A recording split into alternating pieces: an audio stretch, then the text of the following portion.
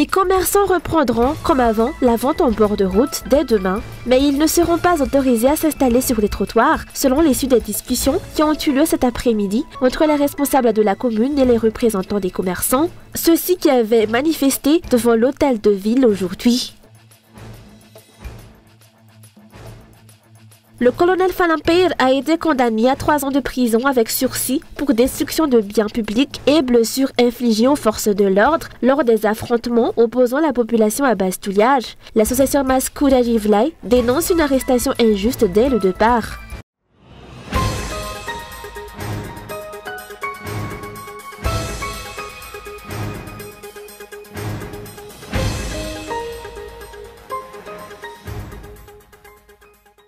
Il a été décidé que les activités de vente dans les rues à Nalakili reprendra demain, mais avec des règles à respecter. Les trottoirs ne seront pas autorisés pour la vente, mais une partie de la chaussée pourra être utilisée. La hauteur des tables autorisées sera de 70 cm et l'utilisation de tables en pain est interdite. Ils auront chacun 1 mètre pour exercer leur activité et le respect de ces règles sera contrôlé à partir de demain.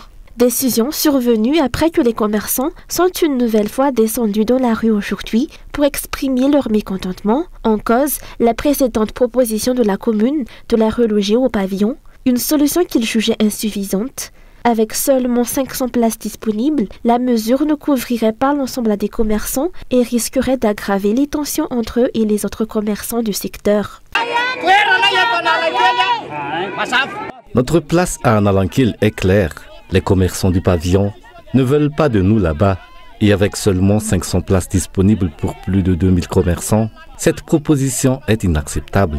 Ce n'est pas une solution. La seule issue viable, c'est que nous restions à notre place.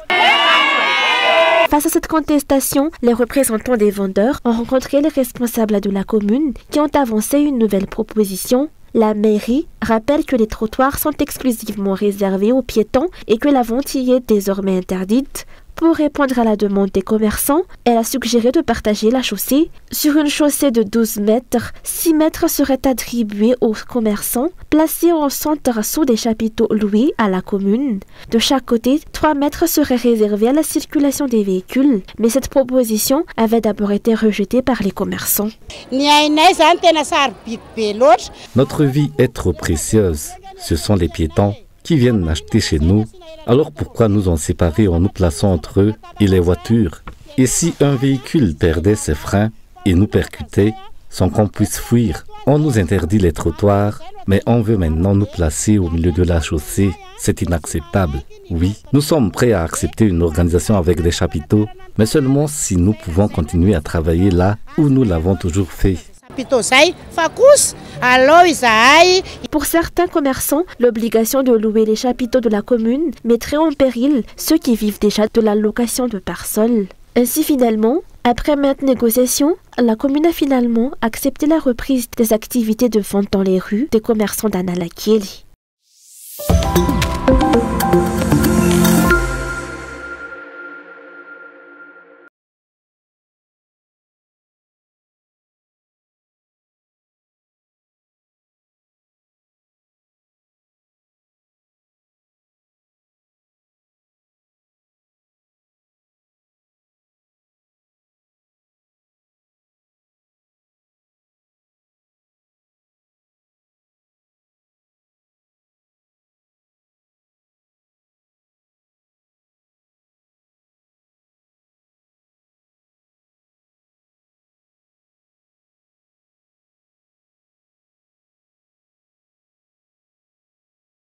Rehefa tonga tao zay ny fampiresaka taminy omaly ariva niaraka tamin'ny solivavany dia fantatra fa niova ndray zany ny vesatra ny samborana azy. Nous avons appris que les charges retenues contre lui ont été modifiées. Il est désormais accusé de blessures infligées aux forces de l'ordre et de destruction de leurs biens. Les dirigeants ne devraient pas ainsi détourner l'affaire de son véritable contexte. Nous sommes ici aujourd'hui parce que nous n'avons été informés de l'audience du colonel que ce matin. Hiakatra fitsarana eto Anosy zany ny colonel Falampir.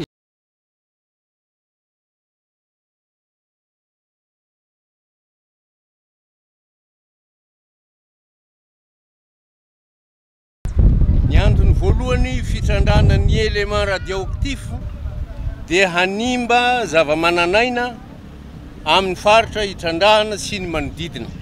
Premièrement, il s'agit de l'exploitation d'un élément radioactif qui menace gravement la vie des êtres vivants sur le site et dans les environs. Les nappes phréatiques risquent de s'assécher, rendant les terres agricoles infertiles et compromettant l'approvisionnement en eau potable. De plus, les eaux usées issues du traitement du minerai contamineront les réserves souterraines, rendant l'eau impropre à la consommation pour les populations locales.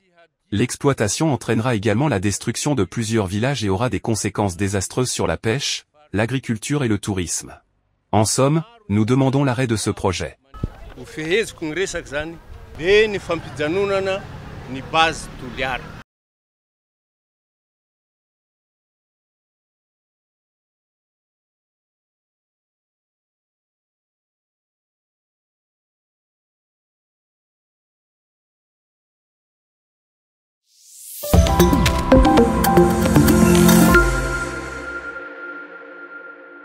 Le président national du syndicat Paramed, Armand Frédéric Rakotwalsan, se présentait ce matin devant le service central de lutte contre la cybercriminalité à Anoussi. Après avoir reçu une convocation le 28 mars dernier, il est poursuivi en lien avec la journée de solidarité menée par les Paramed au CHU Gira le 20 mars. Selon les explications, c'est l'établissement hospitalier lui-même qui a déposé plainte, invoquant l'absence d'autorisation pour la prise de photos et la présence de journalistes lors de l'événement. Cette action visait à alerter sur les conditions de travail des agents de santé. Pour le syndicat, cette convocation s'apparente à du harcèlement.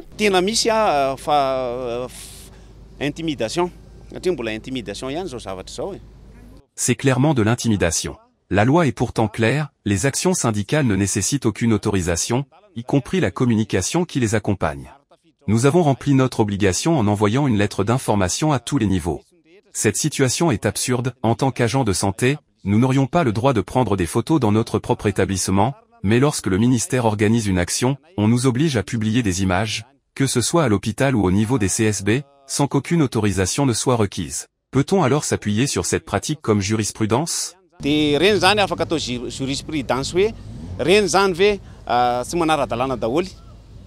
membres du Rangina syndical ont manifesté leur soutien aux Paramed, dénonçant une nouvelle tentative d'intimidation du régime en place. Pour eux, cet épisode illustre un bafouement des droits syndicaux et un abus de pouvoir. Les lois internationales et accords internationaux accordent légitimité aux actions syndicales.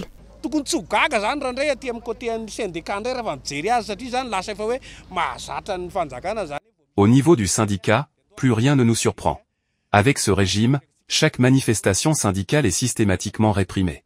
La vraie question, c'est, veut-on vraiment développer ce pays? Aucun pays ne progresse en écrasant le monde du travail. Au sein du syndicat, nous condamnons fermement ces pratiques. Même s'il ne s'agit pour l'instant que d'une convocation, cela reste une menace contre la liberté syndicale.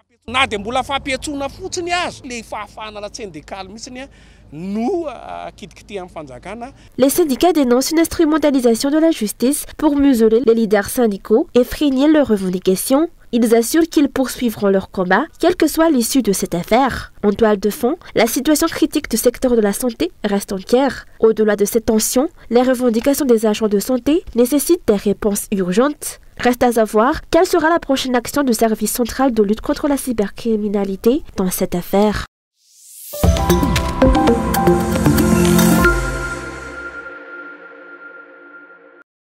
La sécurité refait surface sur la route nationale 4 reliant Antananarivo à Mahajanga. Au cours du mois dernier, plusieurs attaques de bandits ont été signalées, notamment dans la zone entre Tsiavabusch et Maïvatanan. Vendredi dernier, un chauffeur a été victime d'une attaque. Son véhicule a essuyé des tirs, mais aucune perte humaine ni blessée n'est à déplorer. Comme souvent, l'état déplorable de la route est l'un des facteurs aggravant ces actes de banditisme. Si des forces de l'ordre sont présentes, leur effectif reste insuffisant pour sécuriser pleinement cet axe. Face à cette menace, les chauffeurs appellent au renforcement des mesures. Il faut identifier et traquer les véritables responsables. À chaque fois que les forces de l'ordre sont déployées, les criminels se font discrets. Mais dès que la vigilance retombe, ils reprennent leurs activités. Il ne suffit pas d'une présence temporaire, il faut une stratégie efficace pour éradiquer ces actes de banditisme. Le directeur général adjoint de la gare maquia de Tapenak a souligné l'importance du regroupement des véhicules en caravane en attendant des solutions plus durables. Nous encourageons vivement les conducteurs à voyager en groupe, surtout la nuit.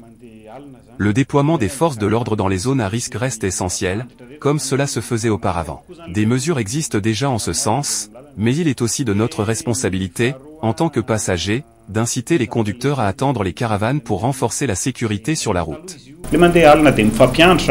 Des campagnes de sensibilisation sont régulièrement menées auprès des conducteurs pour renforcer leur vigilance et encourager l'entraide sur la route. À l'approche des fêtes, période propice aux attaques, la prudence est plus que jamais de mise.